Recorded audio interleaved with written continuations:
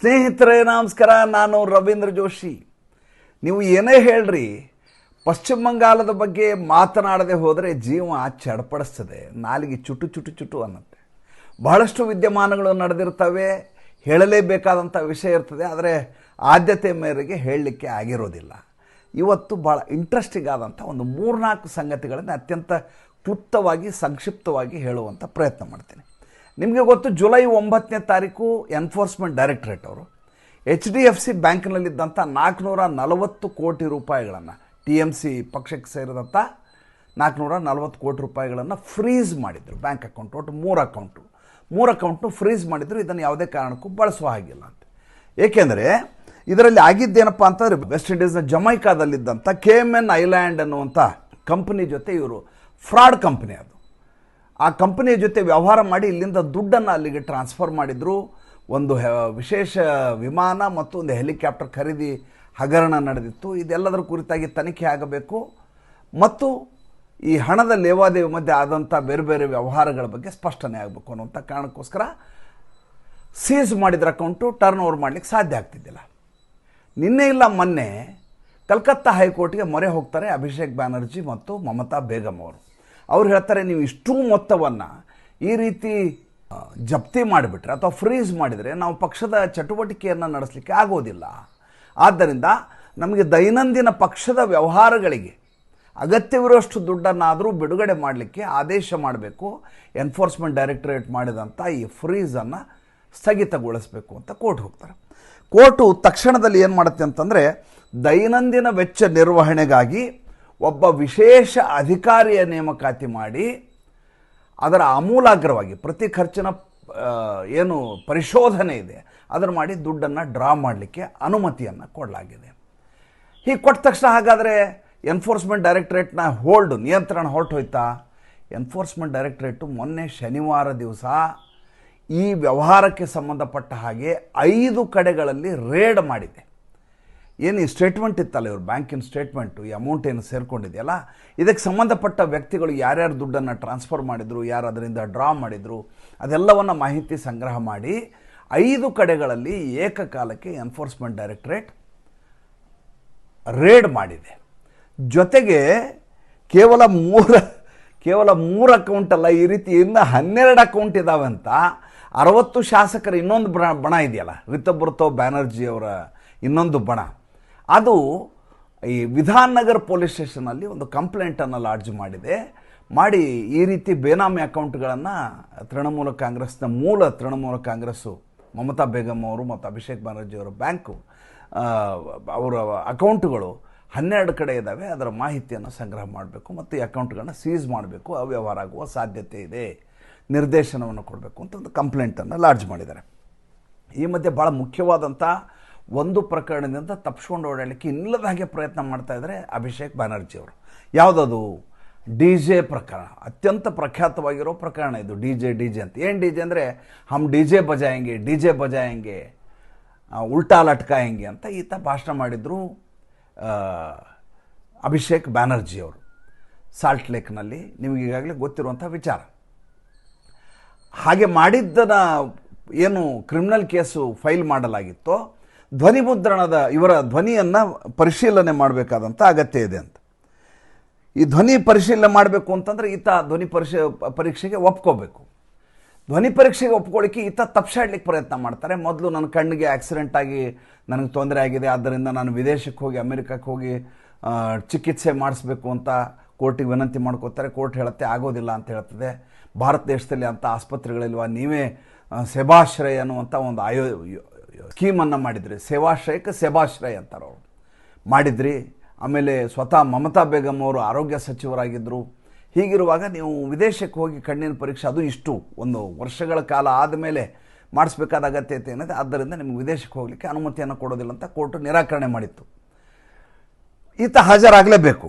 ಈತ ಹಾಜರಾಗ್ಲಿಕ್ಕೆ ತಪ್ಪಿಸ್ಕೊಳ್ಳಿಕ್ಕೆ ಮೊನ್ನೆ ಜುಲೈ 10ನೇ ತಾರೀಕು ವಾಯ್ಸ್ ಸ್ಯಾಂಪಲ್ ಸಬ್ಮಿಷನ್ ಅಂತ ಇದು ಕೇಸು. ವಾಯ್ಸ್ ಸ್ಯಾಂಪಲ್ ಸಬ್ಮಿಷನ್ ತಪ್ಪಿಸ್ಕೊಳ್ಳಿಕ್ಕೆ ಪ್ರಯತ್ನ ಮಾಡ್ತಾಯಿದ್ರು judge Sugato Bhattacharya, honourable justice Sugato Bhattacharya ಅವ್ರ ಬೆಂಚಿಗೆ ಬರುತ್ತೆ.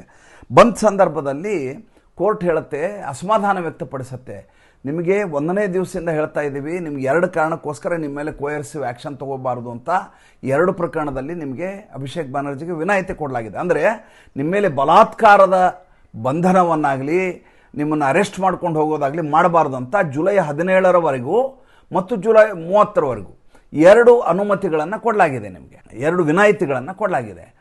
ಹೀಗೆ ನಾವು ವಿನಾಯಿತಿ ಕೊಟ್ಟಾದ ಮೇಲೆ ಪೊಲೀಸರ ನಿಮ್ಮ ಮೇಲೆ ಕ್ರಮ ಕೈಗೊಳ್ಳಬಾರದು ಅಂತ ನಾವು ಹೇಳಿದ ಮೇಲೆ ನೀವು ಪೊಲೀಸರ ಜೊತೆ ಸಹಕರಿಸಬೇಕಾಗತ್ತೆ.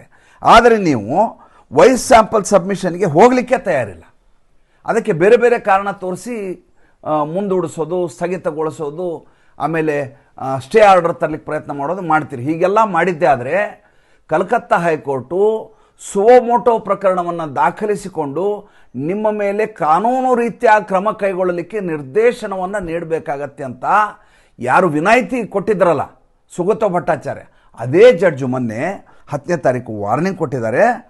ಅದಲ್ಲದೆ ಈಗ 15ನೇ ತಾರೀಕು ಮಧ್ಯಾಹ್ನ 12 ಗಂಟೆ ಒಳಗಾಗಿ ಈತನ ಧ್ವನಿ ಪರೀಕ್ಷೆ ಆಗಬೇಕು. ಅಭಿಷೇಕ್ ಬ್ಯಾನರ್ಜಿ ಅಂದರೆ ನಿಮ್ಮನ್ನು ಉಲ್ಟಾ ಲಟ್ಕಾಯಂಗೆ ಅಂತ ಅಮಿತ್ ಶಾ ಹೇಳಿದ್ರಲ್ಲ, ಕಾಲ್ ಮೇಲೆ ಮಾಡಿ ತಲೆ ಕೆಳಗೆ ಮಾಡಿ ನಿನ್ನ ನಿಲ್ಲಿಸ್ತೀನಿ, ಹಿಂದೂಗಳಿಗೆಲ್ಲ ನಾವು DJ ಬಜಾಯಂಗೆ ಅಂದರೆ ಹೊಡೆದ ಸಾಯಿಸ್ತೀವಿ ಅಂತ ಹೇಳಿದ ಮಾತದು. ಅದು ಒಂದು ಕಾರಿನ ಬಾನೆಟ್ ಮೇಲೆ ನಿಂತು ಈತ ಮಾಡಿದ ಭಾಷಣ. ಆ ಥರದ 3-4 ಭಾಷಣಗಳಿದ್ದಾವೆ, ಎಲ್ಲವೂ ಕೂಡ ಕೇಸ್ ಆಗಿದ್ದಾವೆ. ಈತ ನನ್ನ ಧ್ವನಿ ಅಲ್ಲ ಅಂತ ಆರ್ಗ್ಯುಮೆಂಟ್ ಮಾಡ್ತಾಯಿದ್ರು. ಅದು ಕೋರ್ಟ್ ಹೇಳ್ತೀವಿ ಹಾಗಾದ್ರೆ ಚೆಕ್ ಮಾಡಿಬಿಡೋಣ ಅಂತ ವಾಯ್ಸ್ ಸ್ಯಾಂಪ್ಲಿಂಗ್ಗೆ ಆರ್ಡರ್ ಮಾಡಿರುತ್ತೆ. ಇಲ್ಲಿವರೆಗೂ ಈತ ಹೋಗೇ ಇಲ್ಲ. ಈಗ 15ನೇ ತಾರೀಕು ನಾಡಿದ್ದು ಕಟ್ಟ ಕಡೆಯ ದಿವಸ ಅವತ್ತೀತ ಹೋಗಬೇಕಾದ ಅನಿವಾರ್ಯತೆ ಬರುತ್ತೆ. ಈ ಮಧ್ಯೆ ಈ ರೆವಿನ್ಯೂ ಇದೆಯಲ್ಲ, ಪಶ್ಚಿಮ ಬಂಗಾಳದ ರೆವಿನ್ಯೂ ನಿರೀಕ್ಷಿತ ಮಟ್ಟಕ್ಕಿಂತ ಹೆಚ್ಚಾಗಿ 49% ಹೆಚ್ಚಿನ ಟ್ಯಾಕ್ಸ್ ವಸೂಲಿ ಆಗಿದೆ. ವರ್ಷಕ್ಕೆ 12,000 ಕೋಟಿ ರೂಪಾಯಿ ಆಗುವ ಹಾಗೆ 1,000 ಕೋಟಿ ರೂಪಾಯಿ ಒಂದು ತಿಂಗಳಲ್ಲಿ ಬೊಕ್ಕಸಕ್ಕೆ ಆದಾಯ, ಅಡಿಷನಲ್ ಆದಾಯ ಬಂದಿದೆ ಅಂತ ಸುವೇಂದು ಅಧಿಕಾರಿಯವರು ಸ್ಪಷ್ಟವಾಗಿ ತಿಳಿಸಿದ್ದಾರೆ. ಅಲ್ಲಿಗೆ ಯಾವ ರೀತಿ ಕದೀತಾ ಇದ್ರು ಅನ್ನೋದನ್ನು ಆಲೋಚನೆ ಮಾಡಿ. ಬೀರ್ಭೂಮ್ ಅನ್ನುವಂಥ ಪ್ರದೇಶದಲ್ಲಿ ಕಳೆದ 15 ವರ್ಷಗಳಲ್ಲಿ ಸಂಪೂರ್ಣವಾಗಿ ಅಲ್ಲಿ ಟ್ಯಾಕ್ಸ್ ಕದಿಯುವಂಥ ನಿರಂತರವಾದಂಥ ಪ್ರಕ್ರಿಯೆ ನಡೀತಾ ಇತ್ತು, ಭಾಳ ದೊಡ್ಡ ಮಟ್ಟದ್ದು. ಅದಕ್ಕೆ ಈಗ ಕಡಿವಾಣ ಹಾಕಲಾಗಿದೆ. ಯಾವುದು ದೋ ನಂಬರಿ ದಂಧೆ ಮಾಡೋ ಹಾಗಿಲ್ಲ, ನೇರವಾಗಿ ಅಕೌಂಟೇಬಲ್ ಆಗಿರಬೇಕು ಮತ್ತು GST ಕೊಡಲೇಬೇಕು ಅಂತ ಯಾವ ಪಾಲಿಸಿಯನ್ನು ಮಾಡಲಾಗಿದೆಯೋ ಅದರ ಫೈನಾನ್ಸ್ ಮಿನಿಸ್ಟರ್ ಇದ್ದಾರೆ ಸಪನ್ ದಾಸ್ ಗುಪ್ತಾ ಅವರು ಕಡಿವಾಣ ಹಾಕಿದ ಮೇಲಿಂದ ಅಲ್ಲಿಯ ರೆವಿನ್ಯೂ ಜಾಸ್ತಿ ಆಗಿದೆ. ಎರಡನೇದು ಒಂದು ಭಾಳ ದೊಡ್ಡದಾದಂಥ ಕೆಲಸ ಮಾಡಿದ್ದೇನಪ್ಪ ಅಂತಂದರೆ ಸುವೇಂದು ಅಧಿಕಾರಿ ಅವರು ಸಿಂಗಲ್ ವಿಂಡೋ ಸ್ಕೀಮನ್ನು ಶುರು ಮಾಡಿದ್ದಾರೆ. ಏಕಗವಾಕ್ಷಿ ಯೋಜನೆ. ಏನಿದೆ ಏಕಗವಾಕ್ಷಿ ಯೋಜನೆ? ಯಾವುದೇ ಒಂದು ಯೋಜನೆ ಬಂದಾಗ ಮೊದಲು ಪಟ್ಟಣ ಪಂಚಾಯತಿಗೆ ಹೋಗಬೇಕು, ಅದಾದಮೇಲೆ ಇನ್ನೊಂದು ಇಲಾಖೆಗೆ ಹೋಗಬೇಕು, ಅಲ್ಲಿಂದ ಅದು ಹಸಿರು ಟ್ರಿಬ್ಯುನಲ್ಗೆ ಹೋಗಬೇಕು, ಹಸಿರು ಟ್ರಿಬ್ಯುನಲ್ಲಿಂದ ಕೊಳಚೆ ನಿರ್ಮೂಲನಾ ಮಂಡಳಿ ಬರಬೇಕು, ಅಲ್ಲಿಂದ ನಗರ ಪಾಲಿಕೆ, ಈ ರೀತಿ 15 ಕಡೆ ಅಪ್ಲಿಕೇಶನ್ ಹಾಕಿ ಯಾವುದೇ ಒಂದು ಯೋಜನೆಯನ್ನು ಜಾರಿಗೆ ತರಬೇಕಾಗ್ತಾ ಇತ್ತು. ಯಾವುದೇ ಇಂಡಸ್ಟ್ರಿಗಳಲ್ಲಿ ಬರಲಿಕ್ಕೆ ಹೆದರ್ತಿದ್ರು. ಜೊತೆಗೆ ಲಾ ಆ್ಯಂಡ್ ಆರ್ಡರ್ ಇರ್ತಿದ್ದಿಲ್ಲ. ಮಾಡಿರೋ ಇಂಡಸ್ಟ್ರಿಗಳೆಲ್ಲ ಬಂದಾಗ ಹೋದರು.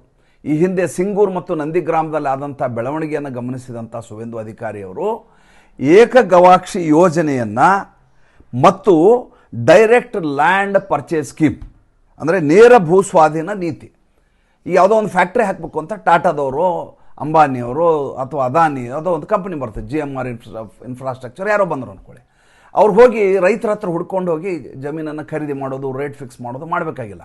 ಕೈಗಾರಿಕೆ ಬರುತ್ತೆ ಅಂತ ಸರ್ಕಾರದ ಗಮನಕ್ಕೆ ತಂದ ಸಂದರ್ಭದಲ್ಲಿ ಸರ್ಕಾರವೇ ನೇರವಾಗಿ ರೈತರ ಜೊತೆ ಸಂಪರ್ಕ ಮಾಡಿ ಅವರ ದರವನ್ನು ಮಾಮೂಲಿ ಮಾರುಕಟ್ಟೆಯ ದರಕ್ಕಿಂತ ಹೆಚ್ಚಿನ ರೀತಿಯಲ್ಲಿ ಅವರಿಗೆ ದುಡ್ಡು ಸಿಗುವ ಹಾಗೆ ಮಾಡ್ತಾ, ಜೊತೆಗೆ ಈ ಓಡಾಟ ಇದೆಯಲ್ಲ, ಇಂಡಸ್ಟ್ರಿ ಅವ್ರು ಮಾಡಬೇಕಾದಂಥ ಜನರ ಹೋರಾಟ ಶುರುವಾಗತ್ತೆ, ಇಲ್ಲಿ ಇಂಡಸ್ಟ್ರಿ ಬರಬಾರ್ದು ಅಂತ ಗಲಾಟೆ ಆಗುತ್ತೆ, ಇದೆಲ್ಲವನ್ನು ಅವಾಯ್ಡ್ ಮಾಡಿ ನೇರ ಭೂ ಸ್ವಾಧೀನ ನೀತಿಯ ಪ್ರಕಾರ ಜಮೀನನ್ನು ಖರೀದಿಸಿ ಏಕಗವಾಕ್ಷಿ ಯೋಜನೆಯಲ್ಲಿ ಅನುಮತಿಯನ್ನು ಕೊಡಿಸಿ ಇಂಡಸ್ಟ್ರಿ ನಡೆಸಲಿಕ್ಕೆ ಅವಕಾಶ ಮಾಡಿಕೊಡ್ತಾ ಇದ್ದಾರೆ. ಈಗ ಹೂಗ್ಲಿ ಧನ್ಕುನಿ ಅನ್ನುವಂಥ ಪ್ರದೇಶದಲ್ಲಿ ಒಂದು ದೊಡ್ಡದಾದಂಥ ರೆಡಿಮೇಡ್ ಇಂಡಸ್ಟ್ರಿಗೆ ನಿನ್ನೆ ಇಲ್ಲ ಮೊನ್ನೆ ಚಾಲನೆಯನ್ನು ಜುಲೈ 11ನೇ ತಾರೀಕಿಗೆ ಸುವೇಂದು ಅಧಿಕಾರಿಯವರು ಕೊಟ್ಟಿದ್ದಾರೆ. ಈ ಮಧ್ಯೆ ಇನ್ನೆರಡು ಪ್ರಕರಣಗಳು ಈ ಅಭಿಷೇಕ್ ಬ್ಯಾನರ್ಜಿಗೆ ಅಂಟಿಕೊಂಡಿದ್ದಾವೆ. ಒಂದು, ಈತ ನೋಡಿ ಎಂಥ ಸಿಲ್ಲಿ ಕೇಸ್ಗಳು ಕೂಡ ಈತನನ್ನು ಬಿಡ್ತಾ ಇಲ್ಲ. ಅಂದರೆ ಮೋಟಾರು ವಾಹನ ಕಾಯ್ದೆಯಡಿ ಈತ ಪರ್ಮಿಷನ್ ಇಲ್ಲದೆ ಗಾಡಿ ಚಾಲನೆ ಮಾಡಿದ್ದಾರೆ ಮತ್ತು ಈತನ ಬಳಿ ಲೈಸೆನ್ಸ್ ಇರಲಿಲ್ಲ, ವೇಗವಾಗಿ ಗಾಡಿ ಚಲಾಯಿಸಿದ್ದಾರೆ ಅಂತ ಒಂದು ಕೇಸ್ ಬಿದ್ದಿದೆ ಈಗ. ಆಮೇಲೆ TMC ಅವರು ಹುತಾತ್ಮ ದಿನಾಚರಣೆ ಅಂತ 21ನೇ ತಾರೀಕು ಮಾಡಿದರು. ಆ 21ನೇ ತಾರೀಕು ಮಾಡಿದಂಥ ಹುತಾತ್ಮ ದಿನಾಚರಣೆ ಕಾನೂನಿನ ಉಲ್ಲಂಘನೆ. ಯಾವ ಪ್ರದೇಶದಲ್ಲಿ ನೀವು ಓಡಾಡಬಾರದು ಅಂತ ಪ್ರತಿಬಂಧವನ್ನು ಸ್ವತಃ ನ್ಯಾಯಾಲಯ ವಿಧಿಸಿತ್ತು, ಮ್ಯಾಜಿಸ್ಟ್ರೇಟ್ ಕೋರ್ಟು, ಅಂಥ ನ್ಯಾಯಾಲಯದ ಆದೇಶವನ್ನು ಬಹಿಷ್ಕರಿಸಿ, ಅಂದರೆ ಅದನ್ನು ಓವರ್ಟೇಕ್ ಮಾಡಿ ನೀವು ಎಸ್ಪ್ಲೇನೇಡ್ ಅನ್ನುವಂಥ ಪ್ರದೇಶದಲ್ಲಿ ಅತ್ಯಂತ ಪ್ರತಿಷ್ಠಿತ, ಅತ್ಯಂತ ಜನಸಂದಣಿ ಇರುವಂಥ ಪ್ರದೇಶ, ಅಲ್ಲಿ ನೀವು ಕಾನೂನಿನ ಉಲ್ಲಂಘನೆ ಮಾಡಿದ್ದೀರಿ. ಆದ್ದರಿಂದ ನಿಮ್ಮ ಮೇಲೆ ಕಂಟೆಂಪ್ಟ್ ಆಫ್ ಕೋರ್ಟ್ ಕೇಸ್ ಹಾಕಿ, ಅವ್ರ ಮೇಲೆ ಕೇಸ್ ಹಾಕಿ ಮಮತಾ ಬ್ಯಾನರ್ಜಿ ಮತ್ತು ಮಮತಾ ಬೇಗಮ್ ಮತ್ತು ಅಭಿಷೇಕ್ ಬ್ಯಾನರ್ಜಿ ಮೇಲೆ ಮೊಕದ್ದಮೆಯನ್ನು ಹೂಡಲಾಗಿದೆ. ಯಾವ ಮಟ್ಟಿಗೆ ಪ್ರತಿ ದಿವಸ ಒಂದಿಲ್ಲೊಂದು ಇವ್ರ ಮೇಲೆ ಪ್ರಕರಣ ಆಗ್ತಾ ಇದ್ದಾವೆ ಅಂದರೆ, ಇವ್ರ ಜೊತೆ ಯಾವಾಗಲೂ 24/7 ಒಬ್ಬ ವ್ಯಕ್ತಿ ಇರ್ತಾನೆ. ಆತನ ಹೆಸರು ಕುಣಾಲ್ ಘೋಷ್ ಅಂತೇಳಿ. ಒಂದು ಕಾಲಕ್ಕೆ ಈತ ಪತ್ರಕರ್ತ ಇವರ ವಿರುದ್ಧವೇ ಮೊದಲು ಸೆಣಸಾಡಿದಂಥ ವ್ಯಕ್ತಿ. ತದನಂತರ ಭಾಳ ಹತ್ತಿರ ಆಗ್ತಾನೆ ಮಮತಾ ಬೇಗಮ್ ಅವ್ರಿಗೆ. ಅದಾದಮೇಲೆ ಈತನನ್ನು ರಾಜ್ಯಸಭಾ ಸದಸ್ಯನನ್ನಾಗಿ ಮಾಡ್ತಾರೆ ಮಮತಾ ಬೇಗಮ್. ಮುಂದೆ ಈತ ಶಾರದಾ ಸ್ಕ್ಯಾಮಲ್ಲಿ ಸಿಕ್ಕಾಕೊಂಡ್ಬಿಡ್ತಾನೆ. ಶಾರದಾ ಚಿಟ್ ಫಂಡ್ ಸ್ಕೀಮ್ ಅಂತ ಇತ್ತಲ್ಲಿ. ಸ್ಕೀಮಲ್ಲಿ ಸಿಕ್ಕಾಕೊಂಡು ಜೈಲಿಗೆ ಹೋಗ್ಬಿಡ್ತಾನೆ. ಜೈಲಿನಲ್ಲಿದ್ದಾಗ ಈತ ಬದುಕಬಾರದು ಅಂತ ಈತನ ಸಾಯಿಸಬೇಕು ಅಂತ TMC ಗೂಂಡಾಗಳು ಪ್ರಯತ್ನ ಮಾಡ್ತಾರೆ. ಈತ 21 ಪುಟಗಳ ಒಂದು ಪತ್ರವನ್ನು ಭಾರತದ ಪ್ರಧಾನಮಂತ್ರಿಯವರಿಗೆ 2016ರಲ್ಲಿ, ಭಾರತದ ಪ್ರಧಾನಿಯವರಿಗೆ, ಭಾರತದ ರಾಷ್ಟ್ರಪತಿಗೆ, ಮಾನವ ಹಕ್ಕು ಆಯೋಗಕ್ಕೆ, ಎಲ್ಲ ಕಡೆ ಏಕಕಾಲಕ್ಕೆ ಕೇಂದ್ರ ಗೃಹ ಸಚಿವಾಲಯ ಎಲ್ಲ ಕಡೆ ಪತ್ರವನ್ನು ಬರೆದು, ನಾನೇನಾದರೂ ಜೈಲಿನಲ್ಲಿ ಸತ್ತದ್ದೇ ಆದರೆ ನನ್ನ ಸಾವಿಗೆ ಇಂತಿಂಥವ್ರ ಕಾರಣ ಅಂತ, ಒಂದನೇದಾಗಿ ಮಮತಾ ಬೇಗಮ್ಮು, ಎರಡನೇದು ಅಭಿಷೇಕ್ ಬ್ಯಾನರ್ಜಿ, ಈ ರೀತಿ ಒಂದು ಲಿಸ್ಟನ್ನು ಹಾಕಿ 21 ಪುಟಗಳ ಪತ್ರವನ್ನು ಬರೆದಿದ್ದ ಅವತ್ತಿನ ದಿವಸ. ಅದಾದಮೇಲೆ ಈತ ಜೈಲಿನಿಂದ ಬಿಡುಗಡೆ ಆದ ತಕ್ಷಣ ಮತ್ತೆ ಏಕದಮ್ ಮಮತಾ ಬೇಗಮ್ಗೆ ಹತ್ತಿರ ಆಗಿದ್ದಾರೆ. ಮಮತಾ ಬೇಗಮ್ಗೆ ಹತ್ತಿರ ಆದ ಸಂದರ್ಭದಲ್ಲಿ ಎಲ್ಲ ಹೇಳಿದ್ದೇನು ಅಂತಂದರೆ, ಈತ ಸೇಡ್ ತೀರಿಸ್ಕೊಳ್ಳಿಕ್ಕೋಸ್ಕರ ಮಮತಾ ಬೇಗಮ್ಗೆ ಹತ್ತಿರ ಆಗಿದ್ದಾನೆ. ಮಮತಾ ಬೇಗಮ್ ಅವರು ಒಳಗಡೆ ಇರುವಂಥ ಎಲ್ಲ ರಹಸ್ಯಗಳು ಈತನಿಗೆ ಗೊತ್ತಿದ್ದಾವೆ. ತನ್ನನ್ನು ಜೈಲಿಗೆ ಕಳಿಸಿದ ವ್ಯಕ್ತಿಯನ್ನು ಬಿಡಬಾರ್ದು ಅಂತೇಳಿ ಅವರು ಪಾಳೆಯದೊಳಗೆ ಇದ್ದುಕೊಂಡೇ ಎಲ್ಲ ರಹಸ್ಯಗಳನ್ನು ಹೊರಗಡೆ ಬಿಡುಗಡೆ ಮಾಡ್ತಾರೆ. ಒಬ್ಬ ದುರಂಧರಿತ ಅಂತ ಎಲ್ಲ ಕಡೆ ಬಿಂಬಿತಾಯಿತು. ಅದ್ರ ಕುರಿತು ನಾವು ವಿಡಿಯೋ ಕೂಡ ಮಾಡಿದ್ವಿ.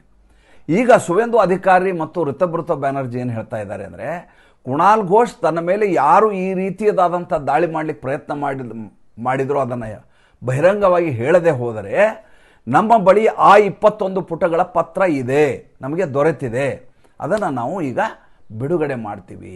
ಕುಣಾಲ್ ಘೋಷ್ ತಕ್ಷಣದಲ್ಲಿ ಇದನ್ನು ಬಹಿರಂಗಪಡಿಸಬೇಕು ಅಂತ ಇಕ್ಕಳದಲ್ಲಿ ಸಿಲುಕಾಕ್ಸಿದ್ದಾರೆ. ಇದರಿಂದ 3 ಜನ ಸಿಕ್ಕಾಕೋತಾರೆ. ಮುಖ್ಯವಾಗಿ ಒಂದು ಕುಣಾಲ್ ಘೋಷ್, ಯಾರು ಇವತ್ತು ಮಮತಾ ಬೇಗಮ್ ಅವ್ರಿಗೆ ಸಂಪೂರ್ಣವಾಗಿ ಹತ್ತಿರ ಇದ್ದು ಅವ್ರನ್ನ ಕಾಪಾಡಲಿಕ್ಕೆ ಇನ್ನಿಲ್ಲದಾಗಿ ಪ್ರಯತ್ನ ಮಾಡ್ತಾ ಇದ್ದಾರೋ, ಆ ಕುಣಾಲ್ ಘೋಷ್ ಎಕ್ಸ್ಪೋಸ್ ಆಗ್ತಾರೆ. ಜೊತೆಗೆ ಮಮತಾ ಬೇಗಮ್ ಎಕ್ಸ್ಪೋಸ್ ಆಗ್ತಾರೆ, ಅಭಿಷೇಕ್ ಬ್ಯಾನರ್ಜಿ ಎಕ್ಸ್ಪೋಸ್ ಆಗ್ತಾರೆ. ಒಂದು ದೊಡ್ಡದಾದಂಥ ಸೆನ್ಸೇಷನ್ ಆಗಬಹುದಾದಂಥ ಘಟನೆ ನಡೆಯುವ ಸಾಧ್ಯತೆ ಇದೆ. ಮತ್ತು ಏನು ನಡೆಯುತ್ತೆ ಪಶ್ಚಿಮ ಬಂಗಾಳದಲ್ಲಿ ನೋಡಿ ಮುಂದಿನ ದಿನಗಳಲ್ಲಿ ಮಾಡ್ತೀನಿ. ಈ ಸಂಚಿಕೆ ಹೇಗೆ ಅನ್ನಿಸ್ತು ದಯವಿಟ್ಟು ತಿಳಿಸಿ. ನಮಸ್ಕಾರ.